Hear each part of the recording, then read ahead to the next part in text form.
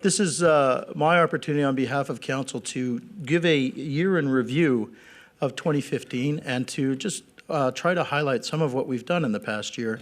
And it was difficult because despite the fact it feels like the year went by in a heartbeat, we did a lot in 2015. And this is a very, very busy city right now.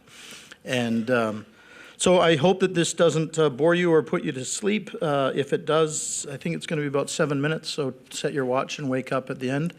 And I will try to keep it entertaining and move quickly. So 2015 was another great year in the city of Port Moody, and another year that reminds us of why we live here and how lucky we are to be here. And thank you, Julia, for reminding us again how lucky we are.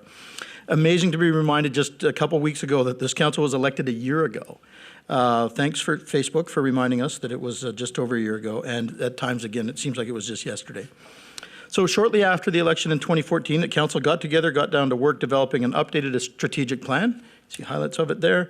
Many hours went into this plan from council and from staff, not just doing a refresh of our last plan, but starting with a blank slate and setting the priorities for the next 4 years. What emerged? A continued recognition that our community is great because of the great people, our residents, our staff, and our neighbors, and we are blessed by our incredible natural environment. The Strat Plan emphasizes our need to preserve, protect, and enhance our natural environment, our way of life, and our dedication to arts and culture. We started this year implementing the vision of the OCP and moving forward plans to deal with the coming of the Evergreen Line. Our cultural master plan, which has been adopted by council, our Parks and Rec master plan now complete, and our transportation master plan underway are examples of significant work going to update our planning. We've started to zoning bylaw review, Coronation Park neighborhood plan, Moody Center neighborhood plan, and introduced the Good Neighbor Guideline policies. All of these form the foundation of our community and are critical to ensuring our city moves forward positively and sustainably. Every neighborhood in Port Moody is changing, some more significantly than others, and we need to keep working together to ensure that the changes match our collective vision. We spent significant time in 2015 working on many other significant initiatives, including the Harbor Management Program with Port Metro Vancouver, house siting size and grade regulations, Rocky Point Park parking management, food truck licensing, implementation of curbside glass collection and recycling programs, and the introduction of View Port Moody as our online GIS mapping application. We had a number of major capital projects in 2015, including the replacement of the artificial turf field at North Shore Community Park, a welcome upgrade for the soccer players there that include drainage improvements to keep the field open on the very wet days that we're having right now. The city was grateful to receive a grant from the federal government of over $1 million to help with the remediation of our former landfill site for future use. Residents will have also noted a substantial number of local street and sidewalk improvements, including reconstruction and resurfacing projects on Clark Road, David Avenue, Moody Street Overpass, Moody Street Corridor, and Murray Street. Our engineering department has continued to introduce new traffic safety improvements with the ongoing works on Ioko Road, including traffic calming, pedestrian safety, and improved road drainage. New and upgraded crosswalks in Glen Eyre and College Park, new sidewalks and curb let downs throughout the city, and minor paving projects in specific neighborhoods. With the city recently turning 100, I think it's easy to appreciate that we have significant capital assets that are in constant need of repair and upgrade, and our crews have been very busy with stormwater and sanitary sewer upgrades, water utility improvements, and maintenance of our many kilometers of pipes. We wouldn't be the city of the arts if we weren't celebrating arts and culture in our community, and 2015 was no exception, starting with the annual Penguin Plunge on January 1st and closing out the year next week with the CP Holiday Train. We continue to bring the community together for events and festivals celebrating our community and our history. Notable festivals and events in 2015 included the Golden Spike Days, Burrard Inlet Fish Fest, Rib Fest, Scoop Fest, Food Truck Festival, Farmers Markets, BC Wines Uncorked, the Port Moody International Film Festival, Ugly Christmas Sweater Dash, and the Search for the Perfect Pint. And yes, I know there's a lot more. We celebrated City of the Arts with some memorable events, including Culture Days, the Day of Arts, traditional India series, and the Venostra radio show. Internationally acclaimed Wearable Arts Awards, the Community Street Banner Painting, the city's Canada Day Party, the Wave Music Festival, organized by youth, Summer Sundays Concert Series, Ioko Ghost Town Days, Delhi to Dublin Concert, Port Moody Art Association Annual Fall Show and Sale, and the many, many concerts and events like Photo Motion, Nutcracker, and others organized independently but held in this theater and in our city parks. Our City Operations and Parks Department, never wanting to be left out of the fun, showed that arts is indeed in everything we do, with the introduction of our 5th mobile art display / waste collection vehicle, we call it a mobile art display, and the kinetic sculpture Knots at Rocky Point Park. in addition to the ever-impressive flowers and plants installed around the city by our horticulture crews, which also included the beautification of the Rocky Point Pier.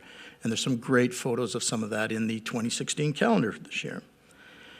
Port Moody Library continues to go above and beyond with their new innovative programming, which serves a wide group of individuals. The library was successful at conducting an adult library card design contest in partnership with the city's Arts and Culture Committee.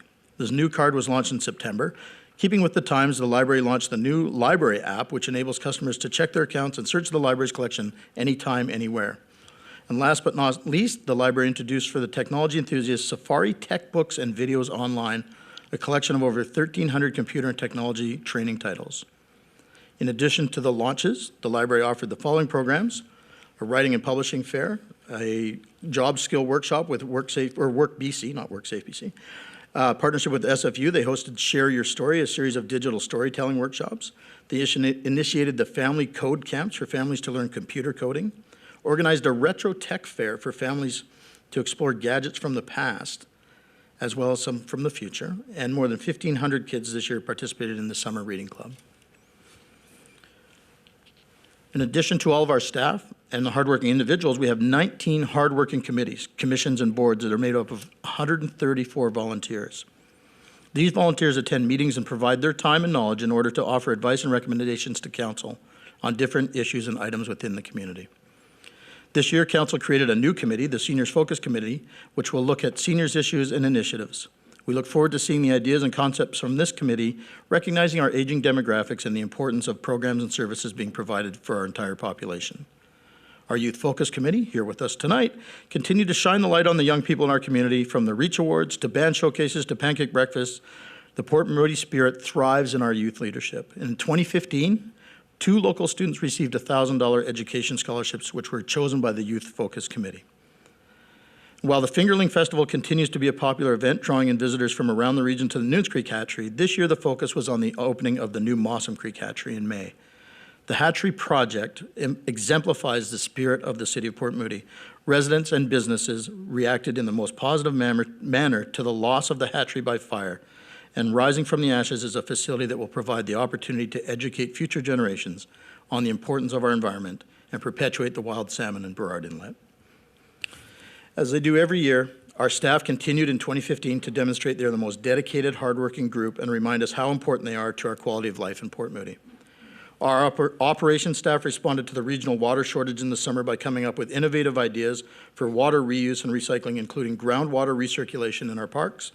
Our utility crews responded to several emergencies during the windstorms, including hundreds of tree removals and a major sewer main replacement. And our utilities and construction crews created the first flushing system in Canada designed to discharge water from flushing into the storm sewer rather than the sanitary sewer, reducing treatment costs and reducing the load on the sewage treatment requirements. Not wanting to be outdone in the innovative department, our facilities team and recreation complex installed a look-up line on the ice surface at the rec center. This provides the players with a reminder that they are in a danger zone within 40 inches of the boards, and also for the coaches and the referees to use this as a tool to educate the players on safety. Always thinking of ways of being on top recreation, we're able to offer for the first time a $20 summertime drop-in pass for kids and youth from June to September. This program was a huge success with 1,081 passes sold. Our emergency services, police and fire rescue, continue to show how well protected we are, including amazing responses to 2 unfortunate major fires in 2015, one at the Flavel Mill and the other at the Mountain View Apartments, where they were joined by our emergency social services team, who worked tirelessly for several long days ensuring our neighbors were looked after. We're fortunate to have not only our first responders taking care of us in Port Moody, but citizens and city staff who are able to assist in emergency situations. In 2015, the city experienced 3 situations where emergency services were needed and CPR and an AED were immediately required. We're going to talk about one of these events later on tonight, but we have literally have a group of staff and citizens who've come together and saved the lives of 3 people in our community this year by being responsive and by using that device, the AED that we have located in our facilities. So to name names, Lana Pogue, Nicole Manning, Lindsay Rinks, Ashraf Salib, Mahmoud Mitha, Greg Porcelato, Lisa Porcelato, Jody Fitzpatrick, and Tony Da Silva. Literally, these people are heroes that have saved lives in our community this year, and we thank you for keeping our friends and our family with us. We had some very notable retirements from the city this year, and it's a time to celebrate the careers of some outstanding individuals and then realize how much we're going to miss them. Employees who have been with the city for up to 40 years have not only seen many changes in the city over their career, but they've led those changes. The population has tripled since some of these people started with the city, and the landscape of Port Moody has changed significantly. So this year we said thanks for all you've done, not goodbye, to Danny Bent, 40 years, Bill Blackwood, 36 years, Arlen Gatska, 32 years with the fire department, Dave Wines, 30 years with the police department, Dan Smith, 30 years with the police department, Archie Curry, 24 years with the fire department, Jim Weber, 17 years of building inspection and bylaw, and Phil Reed, 11 years with the police department. Must be a pretty good place to work if people stay here for 40 years. We miss you. We love what you did for us, and we hope you come back to visit us, but enjoy your retirement. I think you've earned it after that amount of time. So, no good work goes unappreciated. We've won some awards. We received 3 notable awards this year. Adding to our collection, we have a shelf in the back with all these awards on them. The City of Port Moody Parks and Public Works Department with Dave Kidd received the highest award from the Canadian Public Works Association for this year's National Public Works Week, held in May. Hopefully you were there and enjoyed some of the show. November, the city's communication department was awarded a Marcom Platinum Award for new economic profile, and the communications team also won a gold award for the magazine-styled community guide. It's there on the left. And the city's finance department, they pack up more awards than anybody, won the Canadian Award for Financial Reporting from the Government Finance Officers Association. We also, not just staff winning awards, but we awarded 2 Exemplary Civic Service Awards this year, which is an award recognizing an individual or group that council feels has contributed significantly to Port Moody's current and future well-being by showing leadership, initiative, commitment, and commendable effort.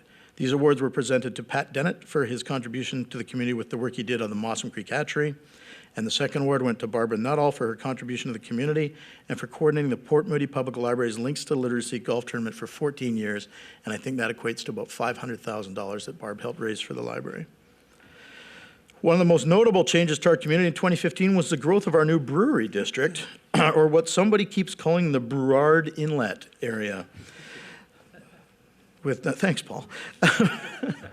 We now have 3, if you haven't been down there for a while, top-notch local breweries on Murray Street, and a 4th one on the way with Parkside Brewing coming.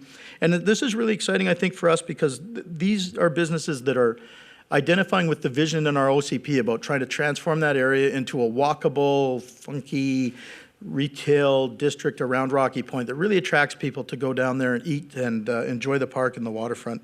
And these 3 businesses are exemplifying, I think, what the vision that we outlined in our OCP for that area.